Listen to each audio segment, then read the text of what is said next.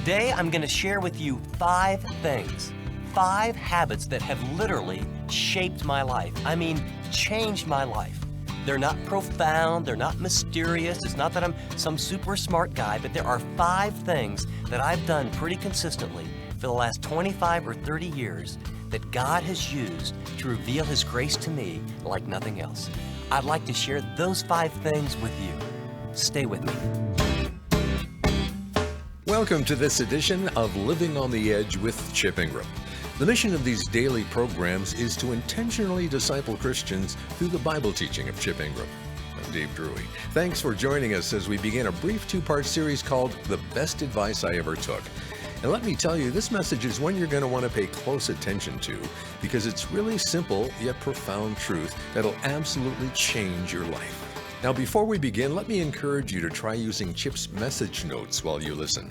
They contain his outline, scripture references, and much more. Chip's notes will really help you remember what you hear and maybe even share what you're learning. To download these message notes, just go to the Broadcasts tab at livingontheedge.org. App listeners, tap Fill in Notes. With all that said, here's Chip with today's talk. How do you live an upright, godly life in this present age? Grace. It teaches us how to do it. You don't learn it all at once. It is a process. And so if you'll open your notes and turn the page, I want to talk about how grace works out. This is not about, please don't hear this through the lens of, I'm going to start doing these 5 things and I'm going to try harder, try harder, try harder. No, no, no. I want you to hear, I want to trust God more deeply. Grace begins to come into play when you are desperate. When you say, God, I can't do this. I've tried to get up and I can't read the Bible. I've tried to cut down on my drinking and I can't stop. No one knows about it, but I do have a drug problem. I know I'm a leader in the church, but in the wee hours of the morning, I'm logging on to porn sites. I feel guilty. I feel terrible. I don't like me. I want to stop and I can't. Grace is coming to the point where you say, God, I can't do it. I am desperate. I need you. But that doesn't mean that He just gives you a magic grace pill and then, whew. Grace, imagine grace like water. It comes free and it always flows downhill. Grace always flows where? To a humble heart. God is opposed to the proud, but He gives grace to the humble. Humble yourselves, therefore, under the mighty hand of God, that He might exalt or lift you up. And grace, imagine water just doesn't float around. It comes through, a hose, or it comes through a sprinkler. There are different vehicles through which grace comes to us. When the Bible is taught, we receive grace. When we come with tender hearts and share the Lord's Supper, we receive grace. When we're in a small group and authentically share our hearts and our lives, we receive grace. And I want to give you 5 habits that cultivate grace. This is the best advice that I've ever taken. And I'm going to give you 5 habits tonight that will cultivate grace in your life. The best advice I ever took. Advice number 1, are you ready for this? Buy an alarm clock. Buy an alarm clock. Some of the best advice I ever took was to buy an alarm clock. Now, many of you are much more mature, you're sophisticated, you're way more godly than me. But I've actually met 2 people here that I knew during college days. Brand new Christian, did not grow up in the church, never opened the Bible until I was 18, went to a college campus, met a bricklayer. He began to meet with me and teach me how to get into the Bible. But this was most of my college life for the first 2 years. See if you can remember this. It's college, or it's Monday for you. The alarm goes off. Thank God for a snooze button. Snooze 1, snooze 2, snooze 3, snooze 4, snooze 5.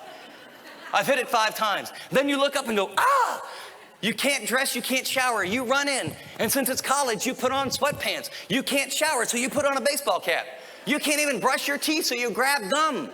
Then you run across campus. You are sweaty and stink next to the lovely girl who's been up for an hour making herself beautiful for this class. You're 3 minutes late again, and the professor goes, Ingram. And that's how I started my day. No breakfast. No time with God, rushed. The first battle every day is this: mind over mattress. You got to win that battle.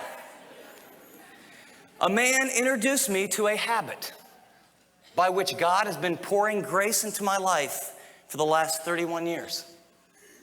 And I want to tell you, it'll come hard. You may not do very well for a while, but this bricklayer named Dave Marshall every Tuesday morning came down and he would knock on my door. It's 7 o'clock. Well, 7 o'clock might have been 3 in the morning for me. I would pretend not to hear him and feel very guilty most of that day. But about every 2 out of 3 times, I would say, oh, brother, here he is. And I would put on my baseball cap, throw on my sweatpants, and we would go into a little kitchenette. Everyone was asleep. He was not cool. He was not dynamic. He was ordinary. He was doing this after he got up, had time with God, ate his breakfast, and he was going to lay brick all day. And he would open a Bible, and I would open mine, and we would read a couple paragraphs, and we would talk about it, and we would pray. And like a little toddler that didn't know what he was doing, he spiritually led me along and taught me how to talk to my Father. And then we would read, and I would say wacky stuff that the Bible didn't say, and he would bring me back and say, no, what, could you read that again for me? And every Tuesday, until he got me to the point where 3 out of 7 mornings, maybe I got up 15 minutes early. And then it was 20 minutes early. Finally, I decided when I started my day and allowed the grace of God to pour into my life by stopping and asking, since you are all-knowing and all-powerful and I'm your child and you love me and you know every person, every event, every circumstance that's going to come into my life, I think I'll talk to you about this day before I go running around. See, it's very arrogant to do otherwise. But I couldn't get out of bed. And so first I put the alarm clock on the dresser. But I found that I was so nimble and quick in those days, I could snap the snooze alarm and jump back into bed. And so then I put it in the bathroom. Still to no avail. And after a while, and I'm playing with you, but I developed the habit to spend about 20 minutes every morning with God. It revolutionized my life. And then as the time would go, it was a half hour. And after about 20 years, I've found that I don't use alarms anymore. And God wakes me up. And the first hour or two, because of my job and my needs and the pressure in my studying of the scriptures, my best times in all the world, I receive grace from God in the morning. If you want your life to change, you must put first things first. I challenge you to set your alarm back 20 to 30 minutes, and don't get down on yourself if you only do it 2 or 3 times this week, and don't give up, and find one person that will hold you accountable. And if you have to call on the phone and talk to each other, but you make God your number one priority, and you meet with him and you talk with him and you get honest and you pray through your day and pray for the people that you love and say, Lord, I'm going to sit quietly now. Will you reveal anything to me you want me to? And you read his word and you do that, and you give me an email and tell me how bad your life is. Because what I'll tell you is if you do, your life will change. You'll be a different person at work. Thoughts will come to you like, maybe I ought to eat something. Maybe donuts and coffee probably are not best for this temple to stick in my body.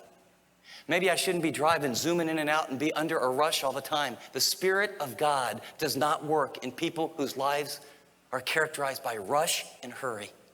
The Spirit of God leads calmly, gently, wisely. He's got everything under his control, and he wants to lead us. You don't need to run so fast. Our desperation and our hurry reveals our lack of trust. And our lack of trust is because many of us have not cultivated the habit of buying an alarm clock. And by the way, parents, early on, my kids, by the time they got in junior high, I didn't wake them up. They got their own alarm clock. And early on, 9, 10, 11, 12, not duty, not obligation, not legalism, but every one of my children, we cultivated and built in time, not only for breakfast, but for them to spend 10, 12 minutes. And I'm going to just tell you this. The singular, most powerful evidence of God's grace in transforming my life personally was I bought an alarm clock.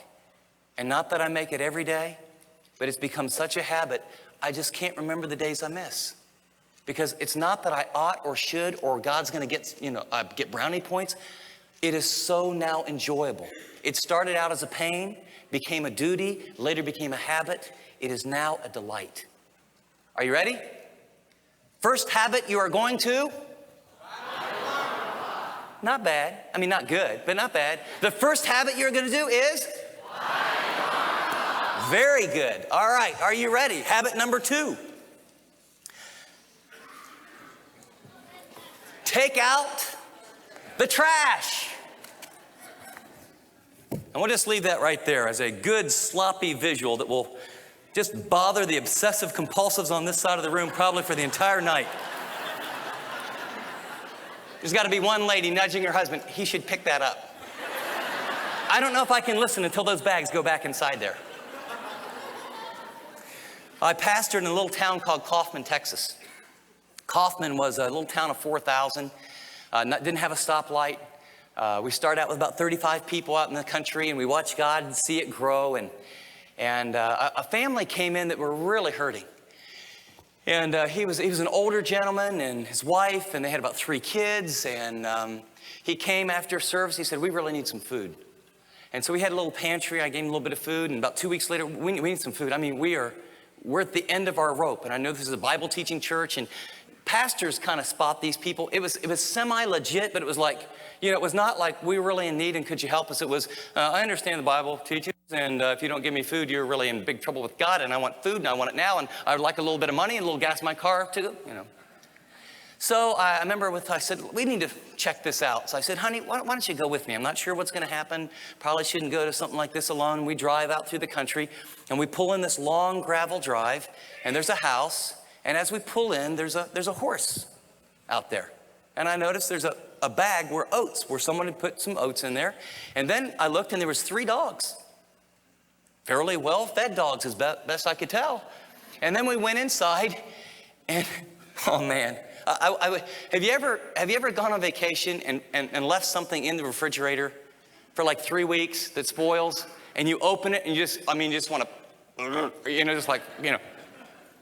The entire house, there was 19 cats inside the house. Open, not dry food, like the little, meow, meow type stuff. Open cans of stuff, garbage laying around. It was like, I don't think I can take this. And they invited us in, and then they started to tell us about all their need and how much food they wanted. And I started doing the math, like, how much food are these cats eating? How many do you have? 19. I said, I don't want to be like out there, but have you ever thought of having a few less cats and a little bit more food for you? How many dogs do you have? And I remember going through there, and it was the smell and the dirt and the trash was so overwhelming, I almost threw up. And my wife was just kind of doing, I think we've seen enough, Chip. What do we do? You know what amazed me? They didn't see it. They didn't smell it anymore. You see, if you live with trash and junk long enough, you get completely desensitized to it. And if the first one gave us the principle of priority, the second one is the principle of transformation.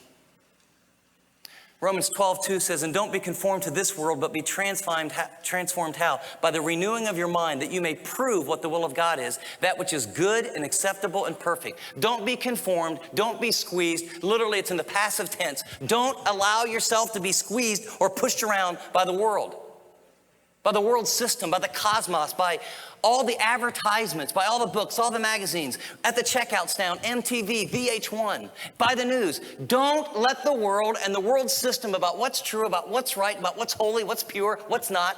Don't let it squeeze you into its mold, but have your mind continually flushed out or renewed. How? By God's word, so that your lifestyle, how you actually live, how you drive, how you speak, how you eat, how you talk, how you relate to your wife, how you think about your kids, indicates and demonstrates or proves. The word for prove there is a word for testing of metal to find out the genuineness. So that your life would demonstrate the genuineness or the reality of God's will, which is good, acceptable, and perfect. And I want to make I want to say this real nicely because it's going to sound a bit harsh. But I would like you to consider how much junk is in your mind that's like 19 cats, trash all over the floor.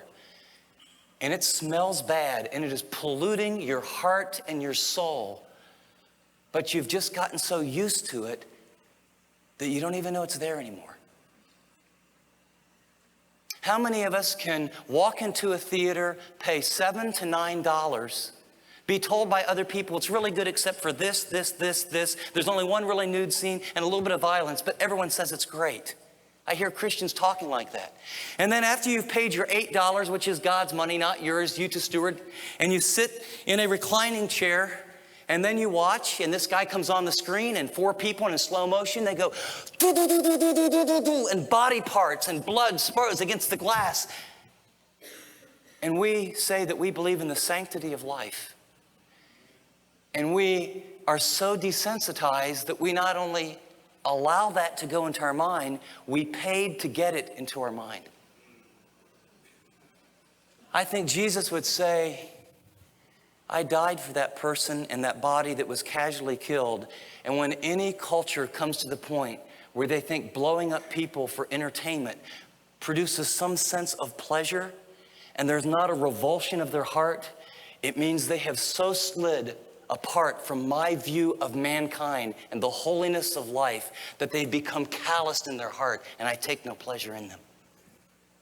I'd like to call us together to literally take out the trash. And I'd like you to, and you know what? I'm not talking about legalism and you can't do this and you can't do this and you can't do this. I'm talking about you are what you eat, period. And you will be what you put in your mind. The most important decision you will make on any single day is what you allow to go into your mind. Because as a man or a woman thinks in his heart, so he or she becomes. The mindset on the flesh is death. The mindset on the spirit is life and peace. Set your mind on the things that are above, not on the things of earth, where Christ is. That's where your life is hidden in Him.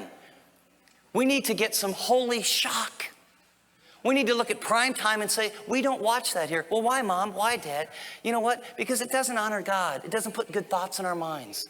And you just take the junk and you say, that magazine, no. That cable station, no. When I walk out of the checkout counter, I discipline myself. We're not going to go there. We put a filter on the website. We're going to be a little bit radical. We're going to be people who have pure minds so that our lives will demonstrate God's will. You know, we can't figure out why we can't break out of certain things when our minds are stuck with so much junk inside. And so I would encourage you to first buy an alarm clock, and second, take out the trash. Third, are you ready for this one? I would encourage you to do your own dishes, right? You know, you take a glass of water, you eat a little bit, you stick it in the sink, and then someone else does it, and they stick it in the sink, and then later you have a meal, and you put that in the sink. And have you ever seen it up above the counter? And it probably never happened in your house, but on rare occasion it has in ours. And I want to encourage you to do your own dishes. And what I'm talking about here is the principle of responsibility. Chip will join us here in studio with his application in just a minute. You've been listening to the first part of his message, The Best Advice I Ever Took, which is from his series, Authentic, How to Be a Christian Without Being Religious.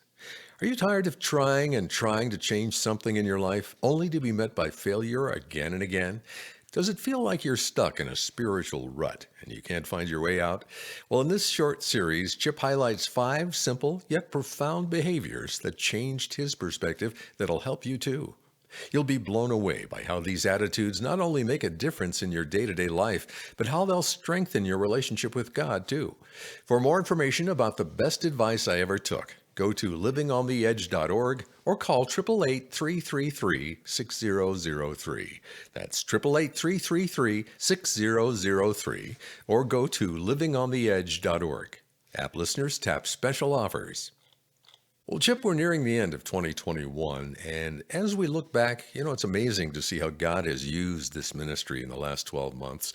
It feels like we've all been through the ringer, the pandemic, social unrest, separation. And the fact is, there's still a lot of turmoil out there, but you seem to have a sense of optimism. Why is that? Absolutely, Dave. Don't get me wrong. The chaos, the difficulty, the things that you've described, I don't dismiss those in any way. Hmm. But there's something that always happens. A momentous moment is when people and the world and institutions are open to change. Jesus came at a momentous moment. It was a time when the Roman Empire and culture and philosophies and religions were bankrupt. And we're in that time. We've never seen people more responsive to the gospel. We've never seen people cry out for God's word and be hungry like they do today. We've introduced some new things like the Daily Discipleship or some teaching to pastors around the world, that the response has been beyond anything we could have ever thought or imagined. And so what we're doing is we're responding. And God does great things in the midst of hard things. And so what we're asking this month is for people to help us. The opportunities are beyond anything we've ever seen, but it requires finances, staff, resources, as God has opened these doors all across America and around the world. And so let me just ask you, if you've been benefiting from the teaching of Living on the Edge, if you have a heart for people that are in need here in America and around the world, this is a great time to give. Every dollar you give up to December 31st at midnight will be doubled, dollar for dollar. I like the words, seize this divine moment. That's what we want to do, and I'm asking for your help to do it. What a great challenge. Well, if you want to help us pursue our mission to teach God's Word, now's a great time for you to become a financial partner. Because right now, thanks to a small group of friends of the ministry, every gift we receive between now and December 31st will be doubled. Your 40 becomes 80, 400 becomes 800. To make a donation, just give us a call at 888-333-6003. That's 888-333-6003. Or if you prefer to give online, our web address is livingontheedge.org. App listeners, just tap donate. Thank you for praying and doing whatever the Lord leads you to do. Chip, as I listened to this message, I think the thing that struck me was the idea of taking out the trash. It was really convicting. Could you take a minute and maybe give us some pointers about how that really works? Absolutely, Dave. I mean, the fact of the matter is that just like in our house, or, like that story I talked about that was so messy. I mean, it's little by little, isn't it? There's a pile that starts, on your desk, and then pretty soon it's another pile. And for those of us that are always going to get to it later, we crisscross the papers, and then there's a pile on the floor. And those kind of things happen to our soul. And there's just times where we need to not just clean off our desk, but in our soul and in our life, we got to take out the trash. A piece of trash can be there, but after 3 or 4 days, it's not just trash, it starts to smell. And I like to think about there's good trash and there's bad trash, and they both need to be taken out. And I think for us who are followers of Christ that are maybe a bit more seasoned, we say, oh yeah, the pornography, the alcohol addiction, the outrageous debt, the busyness, the workaholism, the, neglecting of my family, the eating disorder, the prescription drug addiction that I had. I mean, those are big, that's bad trash. And anyone who's listening now needs to understand that if those are the trash that needs to be taken out, I'm just going to say you deciding today with willpower that you're going to do that will probably not be a good solution. You're going to have to choose, and then you're going to have to talk with someone, and you're going to have to get some help. Those are the kind of things that require more than one person to take that kind of trash out, because those have happened over time, and they are addictive, and they are deep, and you do have to take them out. And then I think for me, there's another kind of trash, and I call it good trash because we even get rewarded for it. In other words, like, hey, we're involved in sports as a family, and now We don't go to church as often. In fact, we don't eat as a family as often. But good things begin to take on a life of their own. Sometimes it's, hey, we've got these big things happening in church, and ministry takes over your life. Or sometimes it's, oh, we're going to start a company, or I'm involved in a startup, or I'm doing some really good things. I'm beginning to help some other people. And as I talked to one guy recently, it was like, man, we're really helping people, and we got involved in ministry, and now I'm exhausted. I'm not dating my wife anymore. Every free moment is filled with all kind of people's needs. And I'm not sure what it's like to be burned out, but I'm as close to it as you can be if I'm not already there. So I would say to some others who are dealing with what are some really good things in your life? You know, technology can be a really good thing, but is there some technology trash that needs to be taken out? And what are some of those things that need to be substituted? Quality time with God alone, quality time with our mate if we're married, unhurried time margin in our life where our soul can get recalibrated. How do we make sure our body, where we get exercise and enough sleep, and we just start skimming in so many areas that pretty soon a lot of good things take on a life of their own. So let me encourage you, if you got some bad trash, make a call, text a friend, and say, this is what I'm dealing with and I need help. If you have some good trash, I would encourage you to write down what are some good things in your life that are really squeezing out the best, and have a very honest talk with God, and then a serious talk with someone close to you, and then take out the trash. Well, just before we close, would you pray for those who are feeling challenged to respond to Chip's words right now? There's always a spiritual battle when we feel prompted to draw near to God. Thanks for taking a minute to do that. And if there's a way we can pray for you, would you let us know? Call 888-333-6003 or email chip@livingontheedge.org. We'd love to hear from you. Well, until next time, for everyone here, this is Dave Drury saying thanks for listening to this edition of Living on the Edge.